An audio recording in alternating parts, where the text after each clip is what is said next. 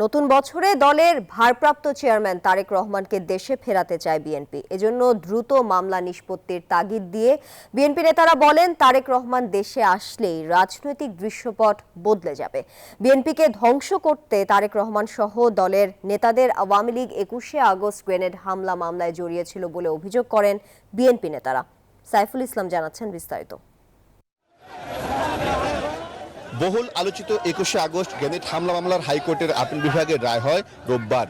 বিএনপির ভারপ্রাপ্ত চেয়ারম্যান তারেক রহমান সহ সব আসামিকে খালাস দেয় আদালত। রায়ে স্বস্তি প্রকাশ করেছে বিএনপি। এই রায়ের ফলে তারেক রহমানের দেশে ফেরার পথ সুগম হয়েছে বলে মনে করেন বিএনপি নেতারা।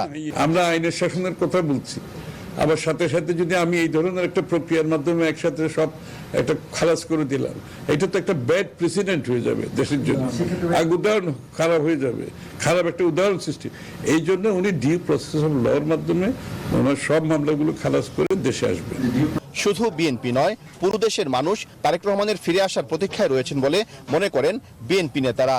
এই মামলায় যে প্রাণদণ্ডাদেশ দেওয়া হয়েছে এতজন ব্যক্তিকে, তার কোনো চাক্ষুষ কোনো প্রমাণ নেই। প্রাণদণ্ডাদেশ দিতে হলে একজন চাক্ষুষ সাক্ষী প্রয়োজন।